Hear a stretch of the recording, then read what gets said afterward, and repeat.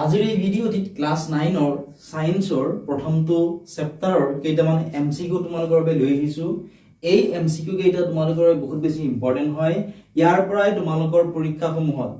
Unit টেষ্টটো আহিব, half ইয়াৰলিটো আহিব, ঠিক আছে। তোমালোকৰ এনুৱেল এক্সামতো ইয়াৰ পৰা তোমালোকৰ কোৱেশ্চন আহিব। গতিকে তোমালোকে ভিডিঅ'টো মনোযোগেৰে শেষলৈকে চাই থাকিবা, ঠিক আছে। প্ৰথমটো চেপ্টাৰৰ নাম কি আছিল? Matter in our surroundings. আৰু তোমালোকক মই গোটেইবোৰ কুৱেশ্চন লগতে আনসাৰ ইংলিছ আৰু অসমীয়াত দুটাতে লিখি দিছো, ঠিক আছে। ধুনীয়াকৈ তোমালোকে মনোযোগেৰে ভিডিঅ'টো শেষলৈকে চাই থাকিবা। যদি তোমালোকে ভিডিঅ'টো চাই ভাল পোৱা, ভিডিঅ'টো লাইক কৰি দিয়াৰ লগতে তোমালোকে এটা কমেন্ট সেকশনত কমেন্ট কৰি জনাবা। First question দিছোৱা। কুৱেশ্চনটো আছিল যে প্ৰাচীন ভাৰতীয় দাৰ্শনিকসকলে পদাৰ্থবিলাকক কেইটা মৌলিক কণিকাৰ দ্বাৰা গঠিত বুলি বিশ্বাস কৰিছিল? How many basic elements did ancient Indian philosophers believe matter is composed of? Option বিলাক চোৱাচোন। অপশন এ আছিল 6, অপশন বি আছিল 3, অপশন নম্বৰ সি আছিল 2 আৰু অপশন নম্বৰ ডি আছিল 5। এই অপশন কেইটাৰ ভিতৰত কোনটো অপশন কাৰেক্ট হ'ব সুধিছে। আমাক প্ৰশ্নত কি সুধিছে চোৱা, যে অকল প্ৰাচীন ভাৰতীয় দাৰ্শনিক আছিল, তেওঁলোকে পদাৰ্থবিলাকক কেইটা মৌলিক কণিকাৰ দ্বাৰা গঠিত বুলি বিশ্বাস কৰিছিল সুধিছে। কুৱেশ্চনটিৰ কাৰেক্ট যেটো আনসাৰ হেয়া হ'ব অপশন নম্বৰ ডি থকাটো, পাঁচটা মৌলিক কণিকাৰ দ্বাৰা গঠিত বুলি প্ৰাচীন ভাৰতীয় দাৰ্শনিকসকলে বিশ্বাস কৰিছিল। এতিয়া ইয়াত মই তোমালোক লিখি দিছো, তোমালোকে চাই যোৱা। প্ৰাচীন ভাৰতীয় দাৰ্শনিকসকলৰ মতে পদাৰ্থ পাঁচটা মৌলিক উপাদানৰ দ্বাৰা গঠিত, যাক আমি পঞ্চতত্ব বুলিও কওঁ, ঠিক আছে। পৰীক্ষাত কেতিয়াবা সাধাৰণতে নাহে কুৱেশ্চনটো, কিন্তু তোমালোকে মনত ৰাখি থবা যে পঞ্চতত্ব কাক বোলে, তেনেকৈ কুৱেশ্চনটো সুধিব পাৰে। প্ৰাচীন ভাৰতীয় দাৰ্শনিকসকলৰ মতে পাঁচটা মৌলিক উপাদানৰ দ্বাৰা কি হয় গঠিত, গতিকে সেই পাঁচটা মৌলিক উপাদানক কি বুলি কোৱা হয়? একেলগে পঞ্চতত্ব বুলি কোৱা হয়। বা সেই উপাদান কেইটা বা পঞ্চতত্ব বুলি কাক কাক কোৱা হয় সেইটো তোমালোকে মনত ৰাখিবা। বায়ু, পৃথিৱী, জুই, আকাশ আৰু পানীক কোৱা হয়, ঠিক আছে। Ancient Indian philosophers classified matter into 5 basic elements known as পঞ্চতত্ব, air, earth, fire, sky and water, ঠিক আছে। নেক্সট কুৱেশ্চনটো চোৱা। কুৱেশ্চনটো আছিল কেলভিন স্কেলত 0 ডিগ্ৰী সেলসিয়াছৰ মান কিমান হ'ব, ঠিক আছে। The value of 0 degree Celsius on the Kelvin scale will be. Option A আছিল 373 K, option B 237 K, option C 432 K আৰু option number D আছিল none of the above. কোৱাচোন কমেন্ট সেকশনত কি হ'ব এই কুৱেশ্চনটিৰ কাৰেক্ট আনসাৰ। আমাক কৈছিল কেলভিন স্কেলত 0 ডিগ্ৰী সেলসিয়াছৰ মান কিমান হ'ব। Correct answer option number D টু হ'ব, none of the above, অৰ্থাৎ ওপৰৰ এটা অপশন কাৰেক্ট নহয়, ঠিক আছে। কিয় কাৰেক্ট নহয় মই তোমালোক লিখি দিছো চোৱা। সেলসিয়াছৰ পৰা যেতিয়া কেলভিন স্কেললৈ নিব লাগে, ঠিক আছে, তেতিয়া সেলসিয়াছৰ মানৰ লগত কিমান যোগ কৰা হয়? সেলসিয়াছৰ মানৰ লগত 273 যোগ কৰিব লাগে। গতিকে 0 ডিগ্ৰী সেলসিয়াছ মানে কিমান হ'ব? 273 K হ'ব, ঠিক আছে। কিহৰ কাৰণে?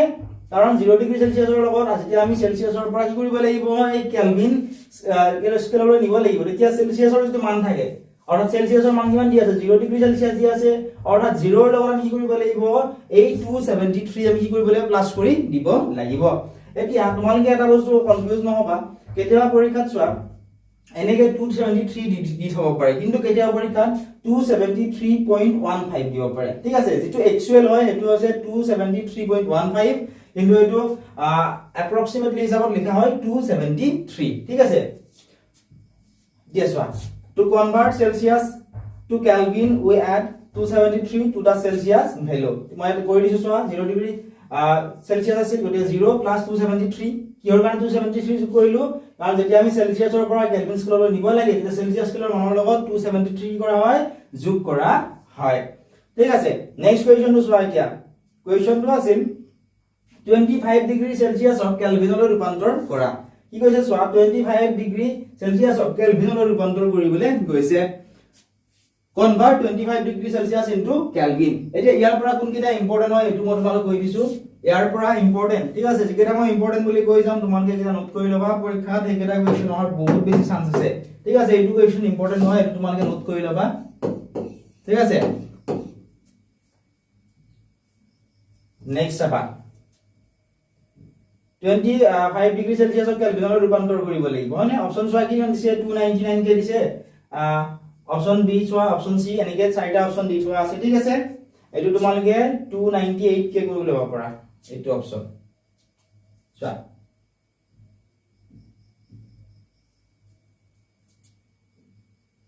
এটো তোমালোকে 298 কে কৰি লবা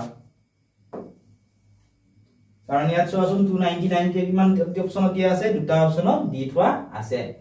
গতিকে ইয়াৰ কাৰেক্ট আনসাৰ কোনটো হ'ব 25 ডিগ্ৰী সেলসিয়াছত কেলভিনলৈ ৰূপান্তৰ কৰিলে কাৰেক্ট আনসাৰ কি হ'ব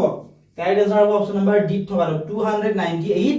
কেলভিন হ'ব ঠিক আছে কিয় 298 কেলভিন হ'ব চোৱা সেলসিয়াছৰ পৰা কেলভিনলৈ নিবলৈ হলে সেলসিয়াছৰ মানৰ লগত কি যোগ কৰিব লাগে 273 যোগ কৰিব লাগে গতিকে ইয়াত যেটো আমাৰ কিমান দিয়া আছিল 25 ডিগ্ৰী সেলসিয়াছ দিয়া আছে 25 ৰ লগত যদি তোমাক 273 প্লাস কৰি দিয়া মই তোমাক প্লাস কৰি দেখাইছো চাবা 270 চোৱা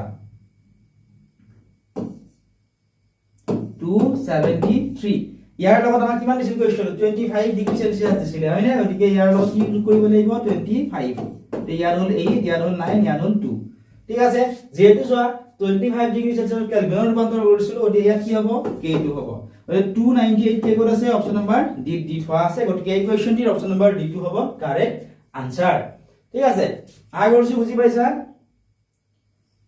সো আমি ইয়াত ইংলিশটো লিখি দিছো যে অকল ইংলিশ মিডিয়ামৰ ছাত্ৰ-ছাত্ৰী আছে তোমালোকৰ বাবে হেনি হেল্পফুল হ'ব নেক্সট কোৱেশ্চন টু চোৱা এতিয়া কোৱেশ্চন নম্বৰ 4 43 ডিগ্ৰী সেলসিয়াছত কেলভিনলৈ ৰূপান্তৰ কৰা এইটো কৰি কমেন্ট সেকশনত জনোৱাচোন কি হ'ব এই কোৱেশ্চন নম্বৰ 4 ৰ কাৰেক্ট আনসাৰ ঠিক আছে এনেকুৱা ধৰণে কৰিব লাগিব কাৰণ পৰীক্ষাত তোমালোকক 420 43 ডিগ্ৰী সেলসিয়াছৰ ঠাইত বেলেগ দিব পাৰে ঠিক আছে বা কেলভিনত দিয়া থাকিব সেলসিয়াছত দিবলৈ দিব পাৰে গতিকে তোমালোকে জানিব লাগিব যে কেনেকৈ সেলসিয়াছৰ পৰা কেলভিনলৈকে নিয়া হয় ঠিক আছে এতিয়া যিকোনো কোৱেশ্চন দিলে তোমালোকে লিখিব পাৰিবা এতিয়া চোৱা যেহেতু 43 ডিগ্ৰী সেলসিয়াছ আছিল কেলভিনত ৰূপান্তৰ কৰিবৰ কাৰণে কি কৰিম আমি সেলসিয়াছৰ পৰা কেলভিনত ৰূপান্তৰ কৰিবলৈ এই 43 যেটো দিয়া আছে 43 ডিগ্ৰী 43 ৰ লগত কি যোগ কৰিম 273 আমি যোগ কৰি দিম যোগটা যোগ কৰিলে আমি কিমান পাম 316 পাম ঠিক আছে এটা সিম্পল তোমালোকে মনত ৰাখিব লাগিব যে সেলসিয়াছৰ পৰা যদি কেলভিনলৈ ৰূপান্তৰ কৰিব লাগে তেতিয়া যেটো সেলসিয়াছৰ মান দিয়া থাকে ঠিক আছে সেই সেলসিয়াছৰ মানৰ লগত 273 আমি যোগ কৰি দিব লাগিব আশা কৰিছো বুজি পাইছা ধুনীয়াকৈ এতিয়া নেক্সট কোৱেশ্চনটো চোৱা কোৱেশ্চন নম্বৰ হৈছে 5 এই কোৱেশ্চনটো তোমালোকৰ বাবে ইম্পৰ্টেন্ট হয় কোৱেশ্চনটো কি উদিছে চোৱাচোন কোৱেশ্চনটো আমাক সুধিছিল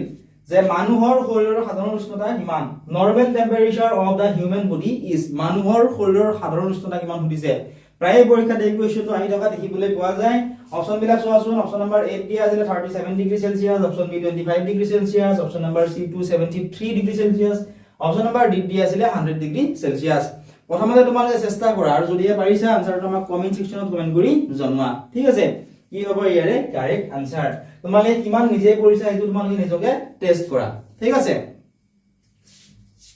এতিয়া চোৱা মানুহৰ শৰীৰৰ সাধাৰণ উষ্ণতা সুধিছিল হয়নে সাধাৰণ উষ্ণতা কিমান 37 ডিগ্ৰী সেলসিয়াছ এজন সুস্থ মানুহৰ শৰীৰৰ স্বাভাৱিক উষ্ণতা হ'ল প্ৰায় 37 ডিগ্ৰী সেলসিয়াছ ঠিক আছে সুস্থ মানুহ বুলি কিয় কৈছো কাৰণ মানুহজনৰ যদি কিবা ধৰা বেমাৰ আজাৰ হৈ থাকে বা তেতিয়া কি হয় অলপমান বৰা কমাটো হ'ব পাৰে কিন্তু সুস্থ যদি মানুহজন থাকে তেতিয়া হলে ইয়াৰ স্বাভাৱিক উষ্ণতা হ'ল প্ৰায় 37 degree সেলসিয়াছ the average normal body temperature of a healthy human is 37 degree celsius next question to চোৱা question number 62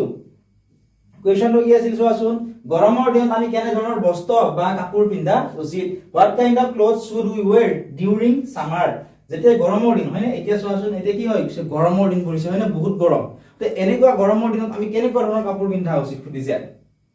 অপচন আছে সিল্ক নাইলন উল কটন কেনেকুৱা ধৰণৰ কাপোৰ পিন্ধা উচিত কমেন্ট কৰাচোন কি হ'ব ইয়াৰ কাৰেক্ট আনসাৰ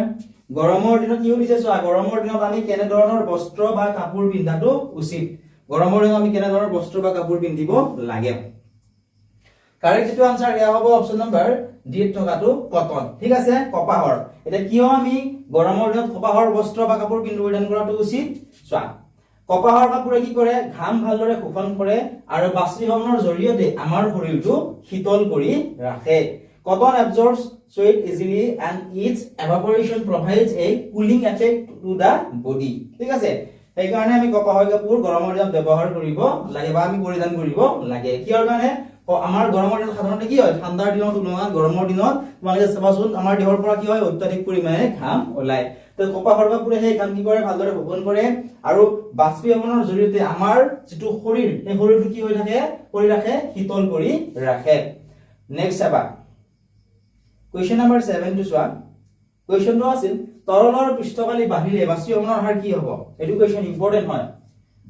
তৰলৰ পৃষ্ঠকালি বাঢ়িলে বাষ্পীভৱনৰ হাৰ কি হ'ব এতিয়া চোৱা তোমালোক মই যেটো যিকেইটা কুৱেশ্যন ইম্পৰ্টেন্ট বুলি কৈছো ইয়াৰে যেহেতু চোৱা প্ৰত্যেকখন ডিস্ট্ৰিক্টতে প্ৰত্যেকখন স্কুলতে যেটো ফাৰ্স্ট ইউনিট টেষ্ট এক্সামত কি হয় বেলেগ বেলেগ কুৱেশ্যন পেপাৰ কাটিব ঠিক আছে গতিকে ইয়াৰ পৰা তোমালোকৰ কুৱেশ্যন আহিব কিন্তু তোমালোকৰ ইয়াৰ পৰা তো গুটেইটা কুৱেশ্যন নাহে হয়নে যিকেইটা ইম্পৰ্টেন্ট বুলি কম তাৰ পৰা এটা বা দুটা কুৱেশ্যন বা হাইষ্ট তিনিটা কুৱেশ্যন তোমালোকৰ আহিব ঠিক আছে তো তোমালোকে মনত ৰাখিবা চোৱা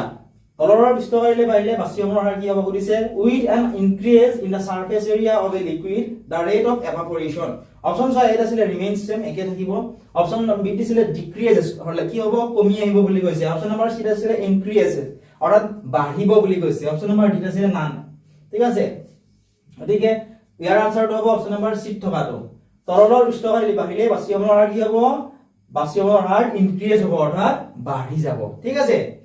जो তোমালোকে মনত ৰাখিবা বাষ্পীভৱন এটা কি হয় পৃষ্ঠীয় প্ৰক্ৰিয়া পৃষ্ঠকালি যেতিয়া বাঢ়ে বেছি সংখ্যক কণিকাই বায়ুৰ সংস্পৰ্শলৈ আহে আৰু ইয়াৰ ফলত কি হয় যেটো বাষ্পীভৱন এটো দ্ৰুত হাৰত বেছি পৰিমাণে হয় নেক্সট ওয়ান ইংলিশতো লিখি দিছো evaporation is a surface phenomenon increasing the surface area allows more particles to escape increasing the rate next question to চাবা question number 8 to লগতে তোমালোক জনাব বিচাৰিছো যে যদি তোমালোকে অনলাইন ক্লাছত আমাৰ জয়েন কৰা নাই তোমালোকে অনলাইন ক্লাছত জয়েন কৰি ল'ব পাৰিবা আমাৰ এপত লিংকটো দি থোৱা আছে ঠিক আছে অৰ্থাৎ আমাৰ যিটো এপ আছে এপটোৰ লিংক তোমালোকে ডেসক্ৰিপচনত পাবা তাৰ পৰা এপটো তোমালোকে ডাউনলোড কৰি ল'ব পাৰিবা 299 ত তোমালোকে 1 ইয়াৰৰ কাৰণে গোটেইখিনি তাত পাই যাবা ঠিক আছে অধিক জানিবৰ বাবে যেটো WhatsApp নম্বৰ দিয়া আছে WhatsAppত তোমালোকে মেছেজ কৰি সুধিব পাৰিবা তাত ইয়াৰ সম্পূৰ্ণ ভিডিওটোৰ লগতে তোমালোকে তাত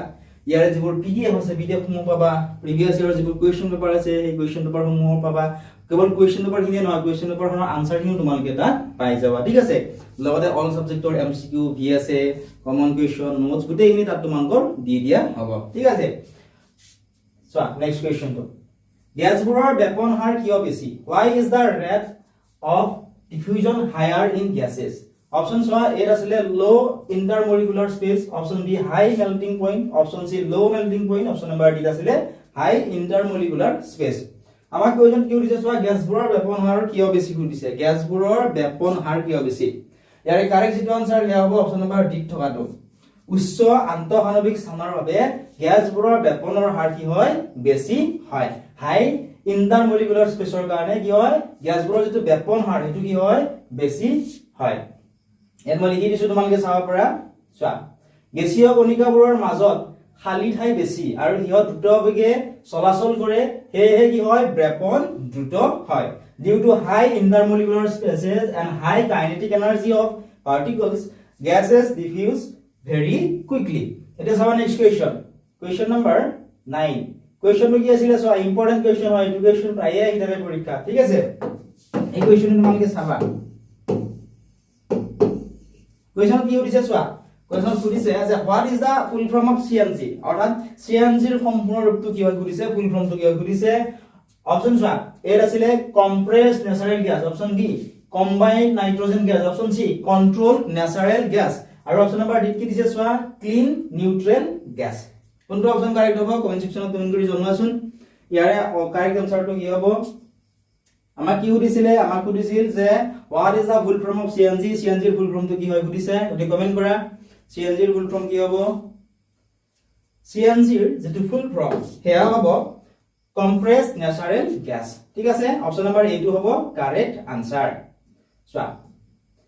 উচ্চ চাপত সংকুচিত কৰি ৰখা প্ৰাকৃতিক গেছক কি বুলি কোৱা হয় CNG বুলি কোৱা হয় CNG stands for compressed natural gas which is stored under high pressure গতিকে এডু কোৱেশ্চন নখুদে তোমালক ফুল ফৰ্মতে ফুটাৰ চান্স আছে গতিকে এটো তোমালকে মনত ৰাখি থবা নেক্সট ভৰৰ এছাই হক এটো ইম্পৰ্টেন্ট কোৱেশ্চন ভৰৰ এছাই হক কি ঠিক আছে এটো যে অকল ক্লাস 9 ৰ কাৰণে ইম্পৰ্টেন্ট এনেকুৱা নহয় ক্লাস 10 ৰ তোমালকৰ এই কোৱেশ্চন বহুত বেছি ইম্পৰ্টেন্ট হয় ক্লাস 10 ৰ পৰীক্ষাতে এই কোৱেশ্চনটো অহা দেখিবলৈ পোৱা যায় the SI unit of mass is option চোৱা অপচন নম্বৰ এ আছিল kilogram B kilometre option number C চোৱা অপচন সি কি দিছে অপচন সি দিছিলে কিলো জুল আৰু অপচন নম্বৰ ডি কি দিছে ডি দিছিলে কিলো ওয়াট কমেন্ট কৰাচোন ভৰৰ এছাই আকৌ কি হয় ভৰৰ এছাই আকৌ কি কমেন্ট কৰা দা SI unit of mass is